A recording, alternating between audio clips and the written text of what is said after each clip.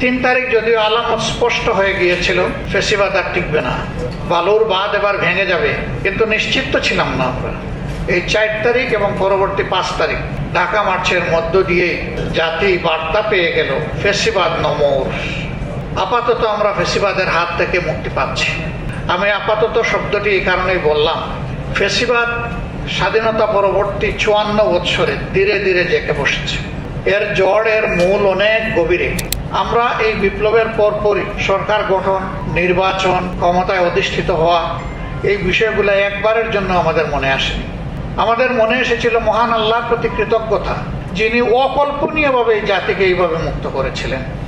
2 তারিখ দিবাগত রাত 3:30টার সময় এই যে একজন বক্তৃতা রেখে গেল, তাদের একজনের সাথে ফোন আলাপ আমি শুনতে পেলাম। ওখানে আরো কিছু কিছু কণ্ঠ ফিসফিসানি করছে। আমি জিজ্ঞেস করলাম, কয়জন তোমরা এখানে? তারা বললো, আমরা 12 জন। আমি কিছু মনও খারাপ করলাম, একটু ধমকও দিলাম যে আজকের মতো একটা সেন্সিটিভ আওয়ারে তোমাদের এই 12 জনকে এক জায়গায় থাকতে বলছে কে?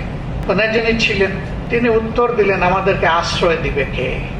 তাহলে রাতটা কেমন ছিল বিপ্লবীদের জন্য? অত্যন্ত ভয়ঙ্কর রাত। মহান আল্লাহর উপর ভরসা করে একটু চেষ্টা করলাম, 2টা অ্যাম্বুলেন্স পাঠালাম, 3 ভাগে ভাগ করলাম, 3 গ্রুপকে 3 জায়গায় থাকার ব্যবস্থা করে দিলাম। কিন্তু তাদের ওই কথাটা এখনো আমার কানে ভাসে, আমাদেরকে আশ্রয় দিবে কে? তখন যিনি ওনাদেরকে আশ্রয় দিবেন নির্ঘাত, তিনি ফ্যাসিস্টদের চক্ষুশূলে পরিণত হবেন এবং ভয়ঙ্কর পরিণতি তার উপর নেমে আসার প্রবল আশঙ্কা ছিল। অনেক আপনজন বিনয়ের সাথে অস্বীকৃতি জানিয়েছে, আশ্রয় দেয়নি।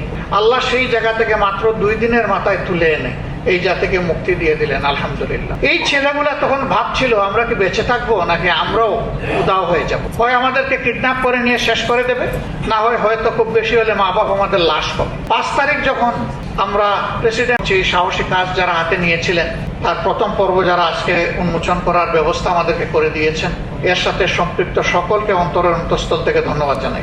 আমি আবার অনুরোধ করব, আপনার আমার পছন্দ হোক না হোক, যার যেখানে যে অবদান, এটা যেন আড়াল না হয়, এটা যেন আপনাদের কলমে ইতিহাসের পাতায় উঠে আসে। একটা ক্রেডিবল ইলেকশন, একটা ক্রেডিবল ইতিহাস তৈরি হোক। 71 সালে একজন ইনোসেন্ট মানুষও যদি মারা যায়, সেটার জন্য ওটা জাতি আমরা কষ্ট পাই, দুঃখ বোধ করি।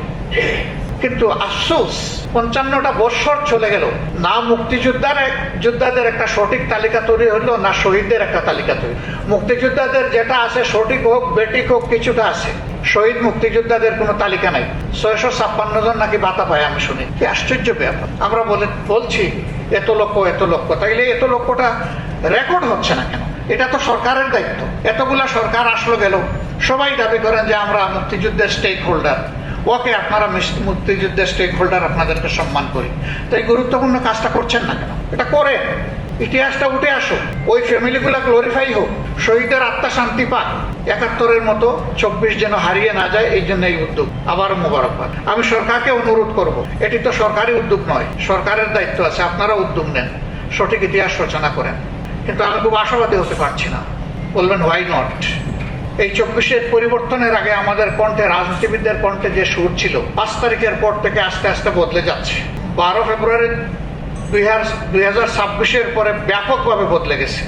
আগে যে সমস্ত কথা বলেছেন, অনেকে আর ব্যক্ত করেছেন, অনেকে এটা এখন বেমালুম ভুলে গেছে। তার ঠিক বিপরীতে গিয়ে এখন তারা ন্যারেটিভ দাঁড় করাচ্ছেন, বয়ান তৈরি করছেন। জনগণের অভিপ্রায় একটা ডেমোক্রেটিক সোসাইটিতে সর্বোচ্চ মর্যাদা পায়।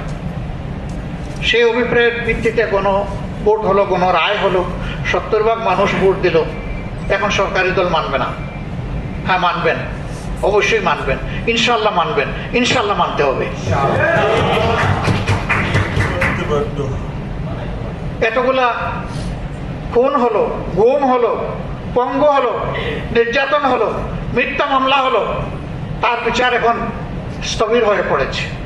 আগের সরকারের সময় যেটুকু গতি ছিল, এটাও এখন খুঁজে পাওয়া যাচ্ছে না।